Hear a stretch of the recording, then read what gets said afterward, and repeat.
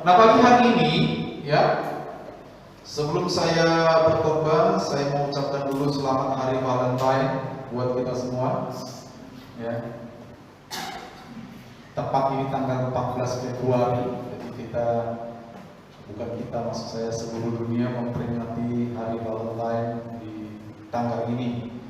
Dan kebetulan ini jatuh di hari Minggu, puji Tuhan ya, Hari Valentine kita isi dengan beribadah. Amin.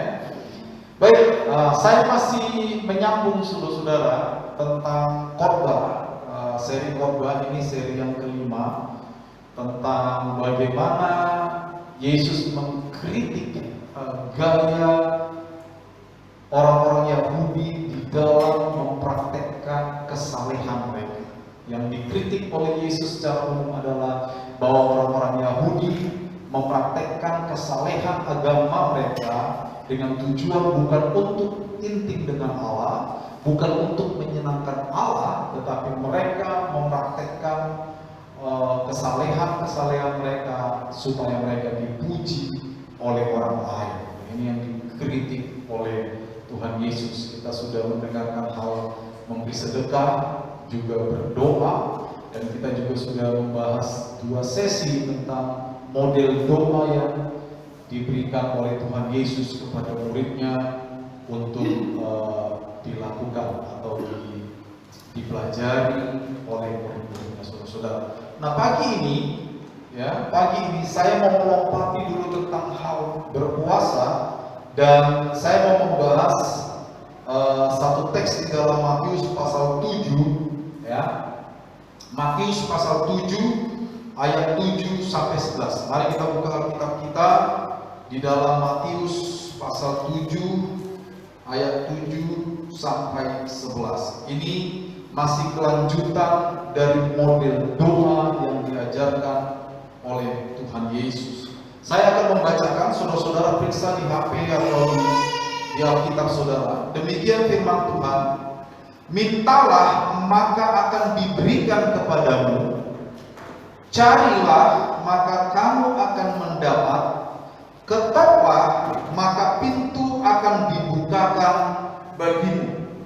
Karena setiap orang yang meminta menerima, dan setiap orang yang mencari mendapat, dan setiap orang yang mengetok baginya pintu dibukakan. Adakah seorang daripadamu yang memberi batu kepada anaknya jika ia meminta roti, atau memberi ular jika ia meminta? Jadi jika kamu yang jahat tahu memberi pemberian yang baik kepada anak-anakmu, apalagi Bapamu yang di sorga, Ia akan memberikan yang baik kepada mereka yang meminta kepadanya. Ya. Nah, saudara-saudara, ini adalah kelanjutan dari model doa yang disampaikan oleh Yesus di dalam Matius pasal 6 ayat 9 sampai 15. Saudara-saudara, jadi materi kita pagi ini masih terkait dengan model doa yang diajarkan oleh Tuhan Yesus yang kita sudah pelajari 2 minggu berturut-turut.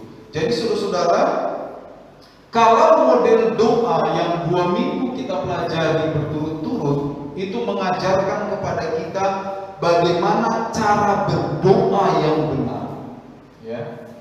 Jadi cara yang berdoa yang benar itu kita memuliakan nama Tuhan, meminta kerajaan Allah yang terjadi pada kita, meminta agar kehendak Tuhan yang terjadi pada kita, lalu Tuhan menyediakan kepada kita ruang yang luas untuk kita meminta kebutuhan kita, kebutuhan jasmani atau kebutuhan pokok hidup, kebutuhan pengampunan terhadap dosa, dan kebutuhan untuk terlepas daripada yang jahat. Ya, nah, bagian yang akan kita bahas pagi ini, saudara-saudara, Matius 7 ayat 7 sampai 11. Ini adalah bagian di mana Yesus memberikan satu kepastian bahwa doa yang kita panjatkan itu akan memperoleh jawaban dari Bapa di sorga, saudara. Jadi Yesus seakan-akan berkata bahwa ketika engkau berdoa, maka doa yang engkau panjatkan kepada Bapa di surga itu pasti mendapatkan jawaban, atau itu pasti menerima jawaban dari Tuhan, saudara. Nah, selain itu, Yesus menjamin bahwa sebelum murid-muridnya berdoa, sebenarnya Tuhan sudah tahu apa yang mereka perlukan, saudara. Ya, kalau kita ingat di ayat 8 dan di ayat 32 bahwa Yesus memberikan satu kepastian bahwa ketika orang-orang percaya, pada waktu itu murid-muridnya berdoa, ya, bahkan sebelum mereka berdoa sekalipun, Tuhan tahu apa yang mereka perlukan sebenarnya. Ya.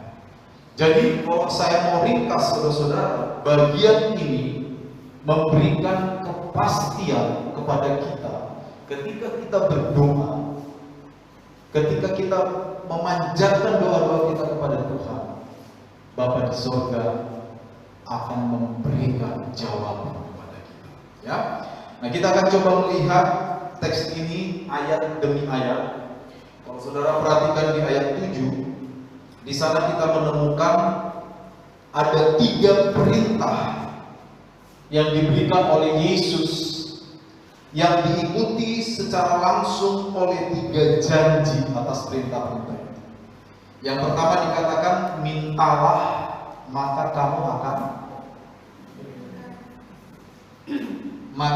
diberikan kepada, carilah kamu akan mendapat, ketoklah maka pintu akan dibukakan bagimu. Nah, ini ada 3 perintah. Minta, kamu akan menerima. Cari, kamu akan mendapat. Ketuk, maka bagimu pintu akan dibukakan.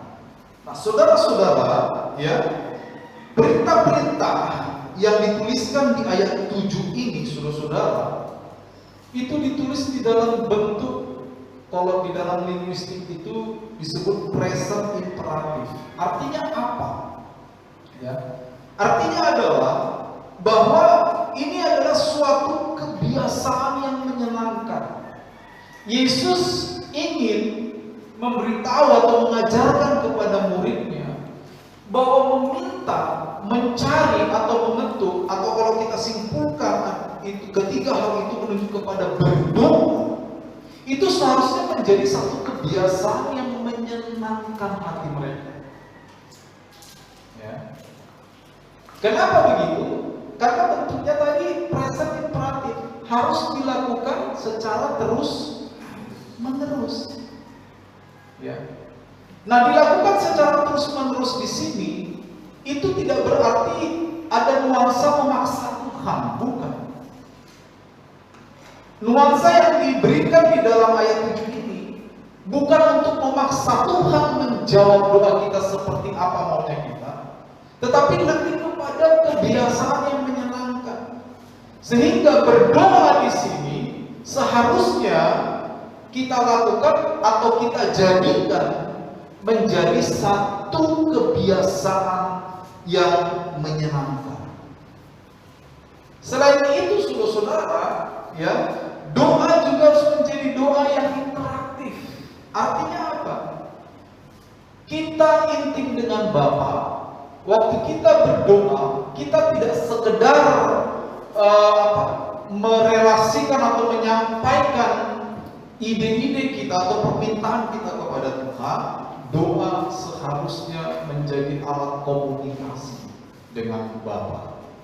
Jadi kalau komunikasi itu bukan saya saja yang ngomong, ya, orang yang kepadanya saya bicara juga harus bicara. Seharusnya doa itu seperti itu, ya. Jadi waktu kita berdoa kepada Bapa di sorga, seharusnya kita juga memberi ruang yang luas agar Bapa di sorga juga bisa bicara kepada kita. Ya, tentu saja dalam hal ini kita tidak harus selalu mendengar ada suara dari surga lalu berkata, hai anakku. Tidak. Bapa di surga berbicara kepada kita itu bisa melalui kebenaran firman Tuhan yang kita terima. Itu bisa bicara melalui kebenaran firman Tuhan yang kita baca sehari-hari, saudara. Ya, jadi pada waktu kita berdoa, kita berkomunikasi dengan Bapa di surga. Ada kalanya waktu kita komunikasi, Tuhan ingatkan kita akan kebenaran firman Tuhan. Itu namanya komunikasi dengan Bapa di surga, saudara. Ya, makanya jemaat tetaplah tekun dan rajin dan semangat membaca Alkitab. Ya, supaya apa? Supaya firman Tuhan itu bisa bekerja di dalam pikiran kita. Ya. Misalnya saudara, ya, waktu saudara disakiti oleh orang lain, ya, saya mau tanya saudara, ada nggak di antara saudara, ini pengalaman, waktu saudara disakiti lalu berdoa supaya orang yang menyakitimu itu mendapat kecelakaan? Ada yang pernah? Ada ya? Yang lain gak pernah ya? Coba tunjuk tangan yang pernah berdoa. 1, 2, 3, 4. Yang lain semua kudus ya. Berarti saya juga termasuk.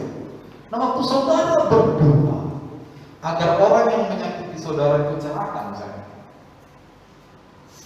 pernah gak saudara mengalami bahwa roh Tuhan itu bicara sama saudara tentang hal itu, bahwa itu salah, lalu mengingatkan beberapa ayat dalam firman Tuhan, oh itu salah. Ya, saya pernah mengalami itu, saudara, jauh-jauh tahun yang lalu.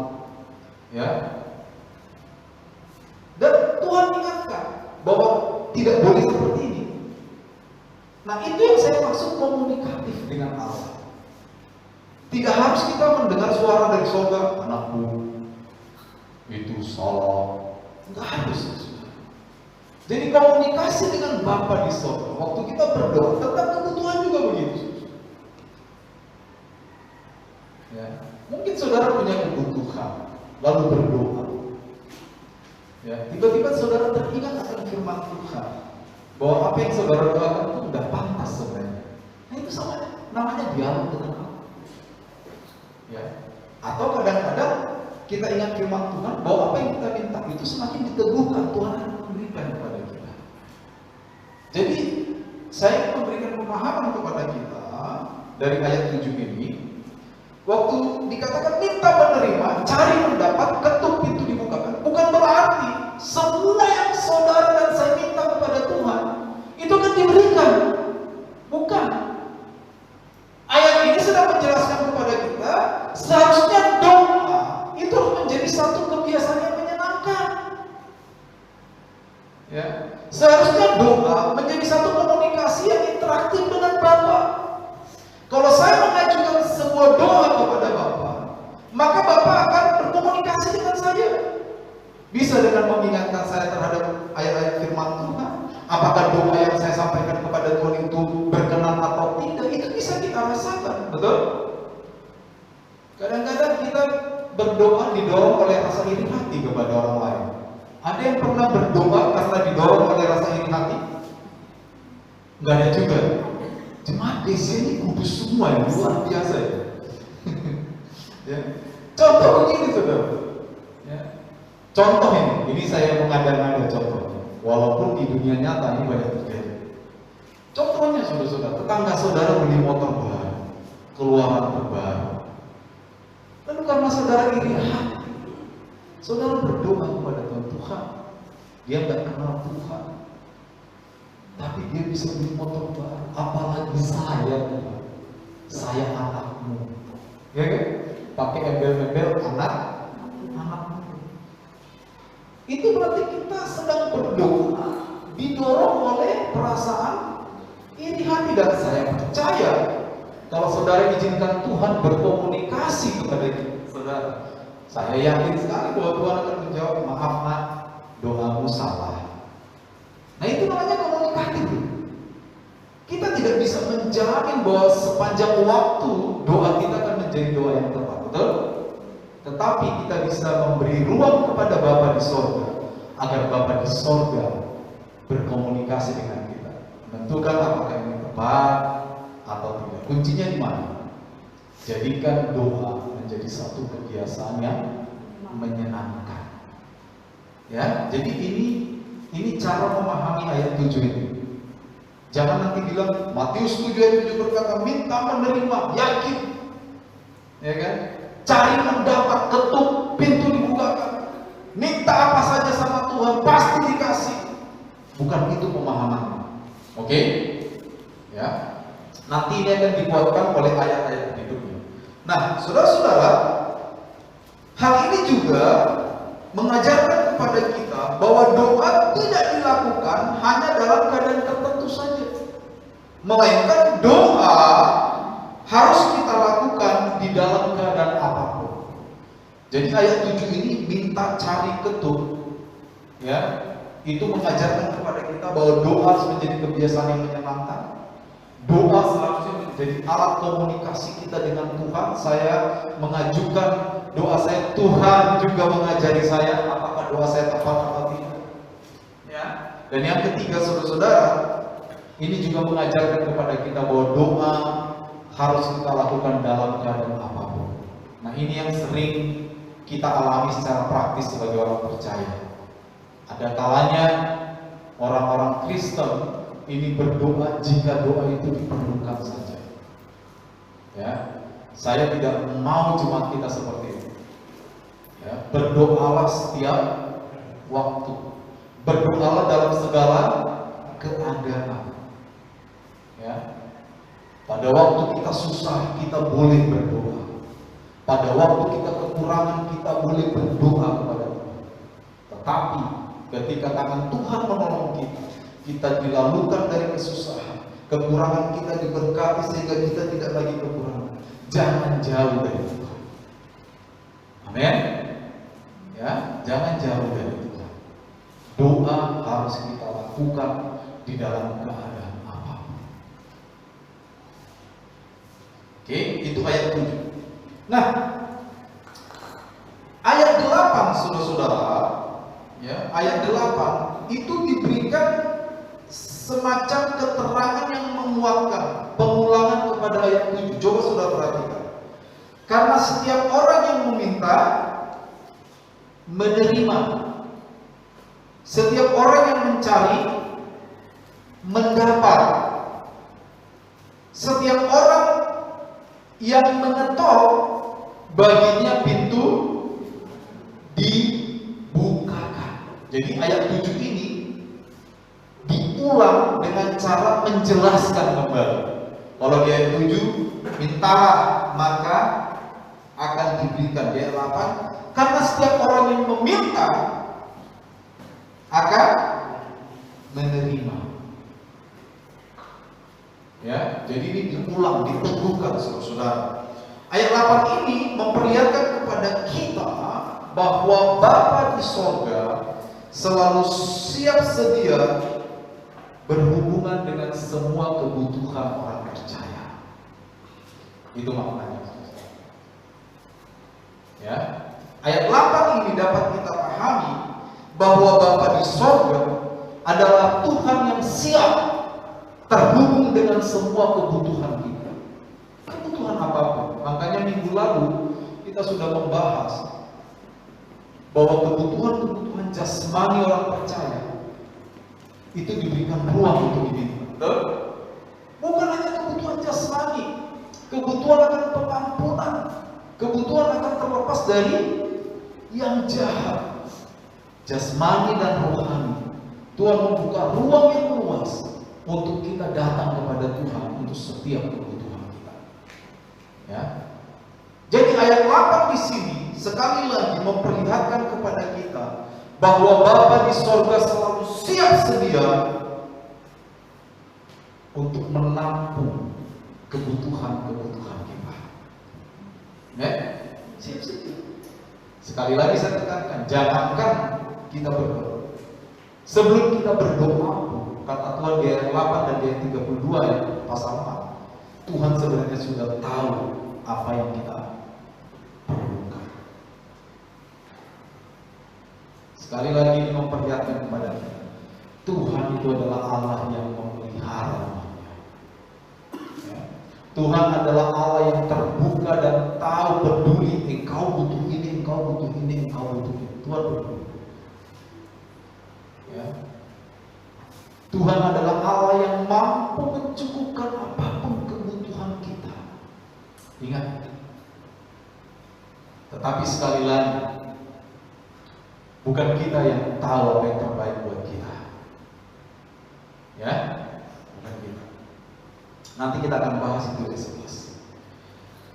Nah, di ayat 9 dan 10, saudara-saudara, coba perhatikan Alkitab kita. Di ayat 9 dan 10, adakah seorang daripadamu yang memberi batu kepada anaknya jika ia meminta roti? Nah, ayat 9 dan 10 ini Yesus sedang memberikan dua pertanyaan. Sekali lagi untuk menguatkan ide yang ada di atas, ide yang ada di ayat 7 dan ide yang ada di ayat 8. Idenya tadi apa? Bahwa Allah peduli dengan kebutuhan-kebutuhan kita. Dia peduli sekali. Itu ide besar. Nah, di ayat 9 dan 10 dia coba memberikan semacam pertanyaan yang sebenarnya nggak perlu dijawab. Itu disebut retoris. Pertanyaan pertama, Yesus katakan gini, adakah seorang daripadamu yang memberi batu kepada anaknya jika ia meminta roti? Sebenarnya itu adalah pertanyaan yang nggak perlu dijawab. Kira-kira kalau saya tanya kepada saudara, ya, apa beda batu dengan roti yang mendasar? Yang mendasar saja. Nah, terkait dengan kebutuhan, batu nggak bisa dimakan, roti bisa dimakan. Ya. Dan Yesus menggoda para muridnya di sini, semacam memancing muridnya untuk berpikir. Ya, ada nggak di antara kamu yang kalau anaknya minta roti dikasih batu? Kalau kita bahasakan dalam sehari-hari, dia minta makan, dikasih sesuatu yang tidak bisa dimakan. Kira-kira ada nggak? Nah, pada waktu itu saudara-saudara, di pantai itu ada banyak batu kapur ya, di pantai. Saya nggak tahu di pantai Sumbawa apakah banyak batu kapur. Saya jarang lihat batu kapur di pantai Sumbawa. Tetapi di daerah di mana Yesus melayani pada waktu itu, ya, di bibir-bibir pantai itu biasanya ada batu-batu kapur. Batu kapur itu batu-batu yang putih. Menurut beberapa penelitian, batu kapur itu bentuknya dan warnanya itu mirip roti. Ya, bentuk dan warnanya mirip roti. Dan ingat, roti pada waktu itu nggak sama dengan roti kita pada sekarang. Dulu nggak ada tuh roti bolu, ya, atau roti cupcake, itu nggak ada. Roti itu dulu ya roti tidak beradi itu, yang besar-besar bentuknya, ya, mirip batu.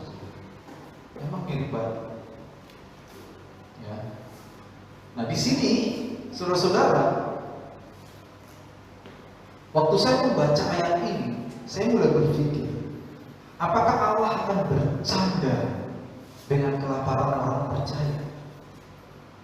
Kira-kira menurut saudara gimana? Apakah Allah bercanda dengan kelaparan kita? Apakah Allah bercanda dengan kebutuhan saudara? Allah tidak pernah bercanda dengan kebutuhan kita. Kalau kita membutuhkan sesuatu, dan memang kita membutuhkan itu, maka Tuhan akan memberikan untuk memenuhi kebutuhan kita. Makanya Yesus berkata, ya,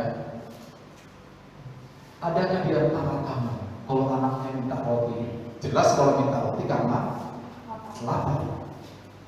Roti sesuatu yang bisa dimakan. Ada di antara kamu, kalau anakmu lapar minta roti, kamu bercanda dikasih batu. Ini nak makan batu saja. Ya, saudara lihat kebenarannya di sini adalah Yesus sedang menegaskan, hei bro, hei orang percaya, hei muridku, Bapa di surga tidak pernah bercanda dengan kebutuhan-kebutuhan. Makanya 2 kali Yesus menekankan, bahkan sebelum engkau berdoa, Bapamu tahu apa yang kau perlukan. Tuhan tidak pernah bercanda. Nah di ayat 10, ya saudara lihat, atau memberi ular jika ia meminta ikan. Sekali lagi, saya membaca beberapa tafsiran dan supaya tepat ini saya sampaikan kepada saudara. Ular dalam ayat 10 itu hampir dapat dipastikan adalah seekor belut laut. Ya, bukan ular kobra, bukan. Karena ular kobra itu tampaknya tidak ada di laut ya. Apakah ada ular di laut? Mungkin sejenis ikan belut pada waktu itu. Di dalam Imamat 11 ayat 12, binatang ini merupakan binatang yang najis untuk dimakan. Belut. Nanti saudara baca Imamat 11 ayat 12. Belut adalah salah satu hewan air yang najis, artinya oleh Tuhan orang-orang Yahudi itu dilarang makan belut. Ya, seperti itu. Saudara lihat, di ayat 10 ini digoda lagi para murid. Kalau saya bacakan, adakah seorang daripadamu yang memberi ular jika ia meminta ikan? Kira-kira begini, adakah seorang daripadamu yang memberi sesuatu yang tidak pantas untuk dimakan? Ya kan najis kan? Ketika anakmu meminta sesuatu yang pantas untuk dimakan, ada nggak? Kira-kira Yesus sedang berdialog dengan muridnya dengan tekanan-tekanan seperti itu? Ada nggak? Dan sekali lagi sebenarnya muridnya tidak perlu menjawab karena mereka tahu bahwa tidak ada, betul? Tidak ada. Adakah seorang di antara kamu yang waktu anaknya minta sesuatu yang pantas untuk dimakan, dan bapaknya memberikan sesuatu yang tidak pantas untuk dimakan? Ada nggak? Kira-kira kayak gitu. Anaknya minta sesuatu yang halal untuk dimakan, malah bapaknya bercanda-bercanda kasih yang haram untuk dimakan. Ada nggak? Ya. Nah, hal ini, 2 pertanyaan ini disampaikan oleh Yesus untuk memberikan penekanan yang lebih kuat bahwa Allah peduli dengan apa yang kita butuhkan. Allah peduli dengan apa yang kita perlukan.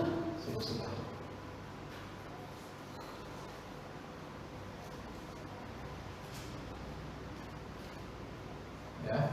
Dan Allah tidak mungkin memberikan sesuatu yang tidak pantas untuk kita, sementara kita membutuhkan sesuatu yang pantas. Nah, itu dia. Sehingga teks ini berakhir di ayat 11. Ayat 11 dikatakan apa saudara? Jadi jika kamu yang jahat, ya, ini menunjuk kepada manusia biasa. Jadi jika kamu yang jahat tahu memberi pemberian yang baik kepada anak-anakmu, perhatikan anak kalimat, apalagi Bapamu yang di sorga. Yesus sedang menarik kesimpulan dari 2 contoh tadi. Kira-kira gini, kamu ini loh manusia-manusia dianggap jahat, ya kan? Di hadapan Allah kan? Kita ini kan dianggap jahat.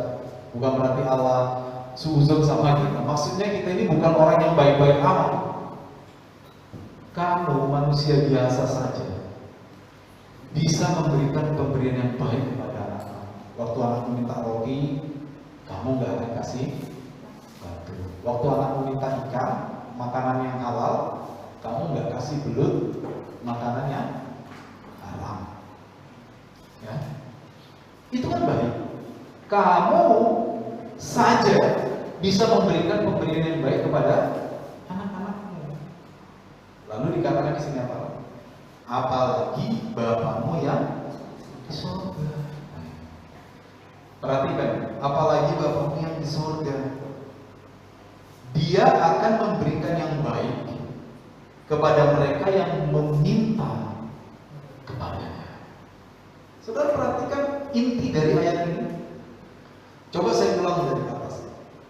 Di ayat 7, Yesus sedang mengatakan, ya, karena itu jadikanlah doa menjadi satu kebiasaan yang menyenangkan. Doa jangan dilakukan kalau butuh saja, kira-kira kayak gitu. Ya. Doa harus menjadi alat komunikasi dengan Bapa. Kira-kira gitu ayat 7. Lalu di ayat 8, ya, Yesus memberikan penekanan, ya, bahwa waktu kamu berdoa, yakin saja Tuhan itu gak masalah. Dia pasti memberikan jawaban. Tapi sekali lagi ingat ya, jangan salah menangkap kalimat ini. Jawaban yang dimaksud di sini adalah jawaban Tuhan, bukan keinginan kita. Ya, oke? Dia pasti menjawab. Kalau engkau berdoa dengan komunikatif kepada Tuhan, izinkan Tuhan bicara, izinkan Tuhan menerangi pikiranmu. Ya, Tuhan pasti menjawab doamu, jangan khawatir. Lalu diberikan contoh, kamu saja, bapak-bapak yang masih nakal-nakal ini, ya, apa ada di antara kamu yang ngasih batu waktu orang minta roti? Kan enggak kan? Apa ada di antara kamu yang ngasih makanan yang haram ketika anakmu minta makanan yang halal? Kan enggak kan? Apalagi Bapakmu di surga. Kira-kira gitu dialognya Yesus dengan murid-muridnya. Jadi jangan khawatir, Tuhan peduli dengan kebutuhanmu. Bahkan sebelum kau minta, Tuhan tahu apa yang kau perlukan. Bahkan seperti dari 11 tadi, Dia akan memberikan yang baik kepada mereka yang meminta kepadanya. Nah, jika kita melihat apa sih yang baik di sini, apa maksud yang baik di sini? Coba sebentar kita buka di dalam Lukas, karena Lukas ini teks yang paralel ya. Lukas 11, coba. Lukas pasal 11. Kita mau lihat apa sih yang baik yang dimaksud Yesus di situ. Lukas pasal 11 ayat 13. Sudah? Saya bacakan ya. Jadi jika kamu yang jahat tahu memberi pemberian yang baik kepada anak-anakmu, apalagi Bapamu yang di sorga. Perhatikan kalimat berikutnya. Ia akan memberikan apa? Roh Kudus kepada mereka yang meminta kepada. Jadi kalau kita bandingkan catatan kitab Matius dengan Lukas, maka kita segera tahu apa sih yang baik yang Tuhan maksud. Bapa di surga memberikan yang baik. Apa yang Tuhan maksud? Tidak lain adalah Roh Kudus. Roh Kudus itu adalah Allah itu sendiri. Artinya kalau saya mau sederhanakan,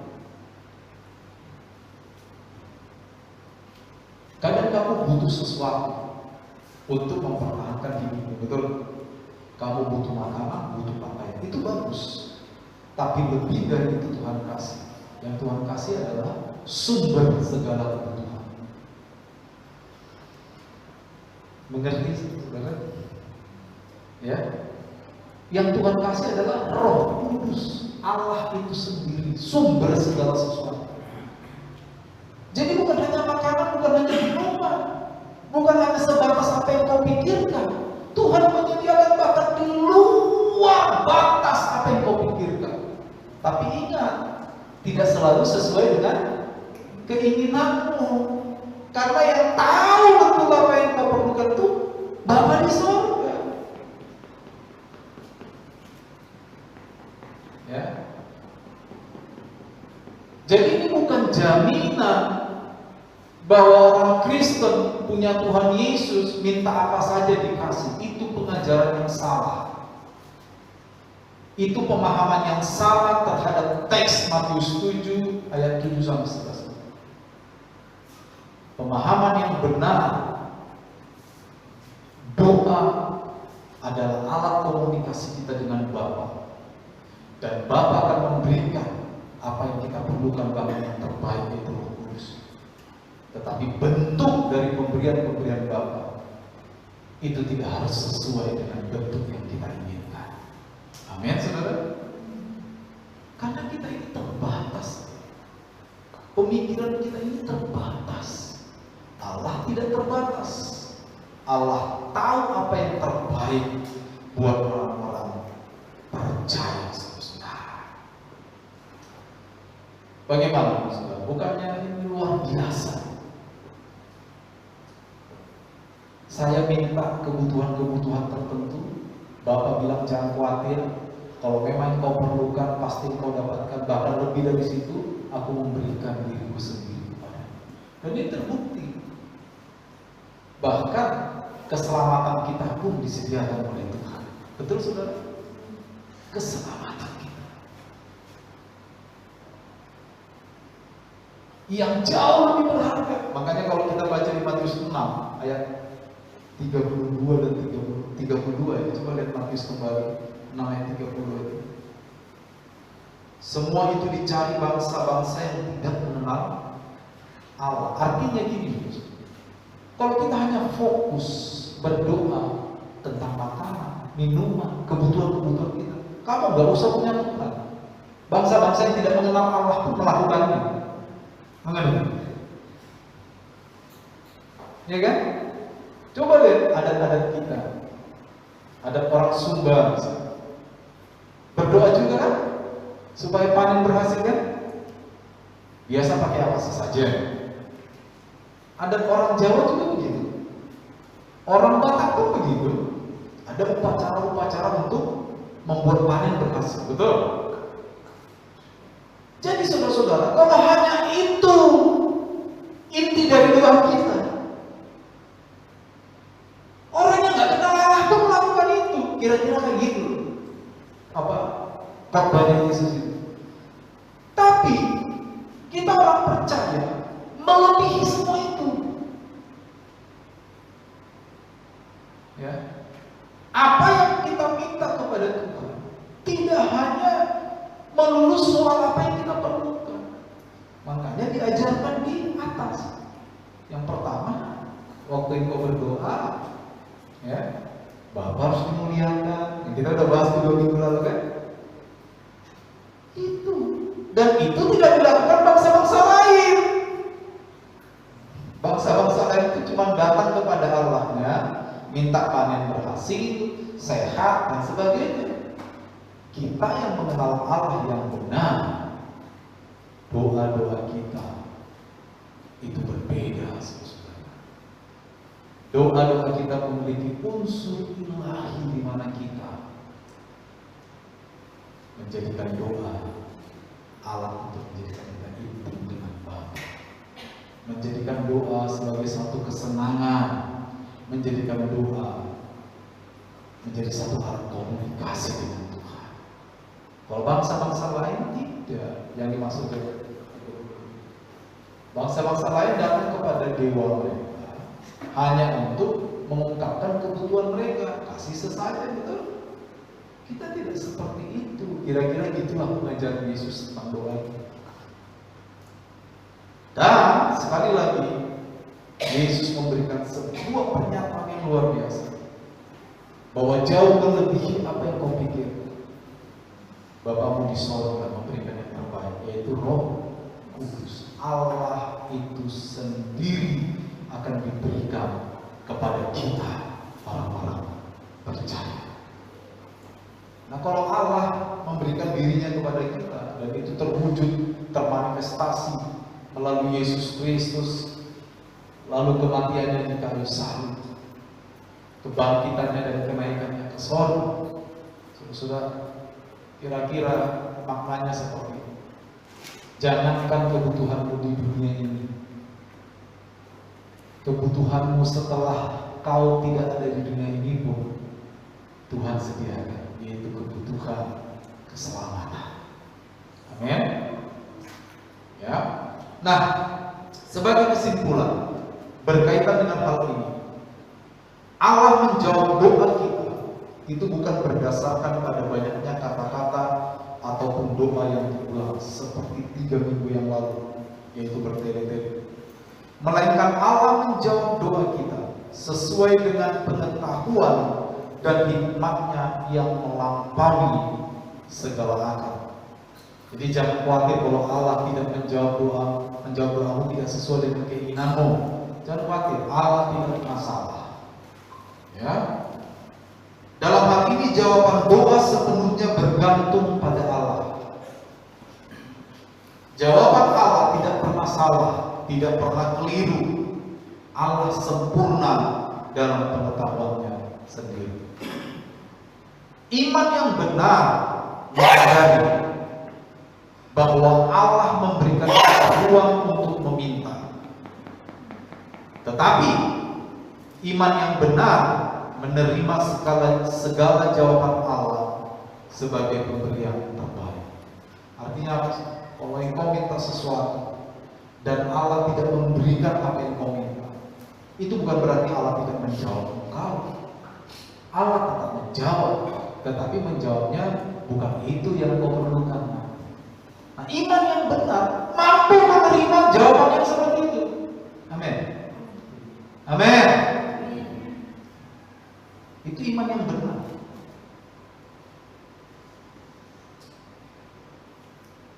Itu sebabnya saya tidak mau mengibuli jemaat dengan mengatakan, kau percaya Yesus, setia kepada Yesus, rajin melayani, baca kitab tiap hari dan sebagainya, apapun yang kau minta pasti dikasih.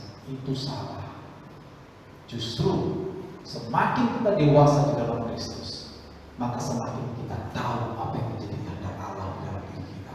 Semakin kita tahu apa yang menjadi kehendak Allah di dalam diri kita, semakin Allah bisa mengatur hidup kita. Amen. Itu dia. Jadi iman yang benar adalah iman yang sadar kita punya ruang yang luas untuk berdoa kepada Bapa, meminta kepada Bapa. Tetapi bukan hanya sampai ke sana. Iman yang benar adalah iman yang juga mampu menerima segala bentuk jawaban atas doa kita. Ya. Karena itu tetaplah berdoa dengan tekun dan jadikan doa sebagai gaya hidup dalam keadaan apapun. Doa bukanlah tentang apakah kita memperoleh jawaban sesuai dengan apa yang kita minta. Bukan tentang itu. Lebih jauh lagi, doa merupakan wadah di mana setiap orang percaya dapat bersekutu dan intim dengan Allah. Doa juga memberikan kita kesempatan untuk bertumbuh dalam hubungan dan ketergantungan kita kepada Allah. Maka berdoalah untuk semua kebutuhan. Berdoa tidak ada salah. Berdoa untuk semua keperluan, tetapi biarkan Allah menjawabnya sesuai hikmat dan kehendaknya sendiri. Amin. Tuhan memberkati kita.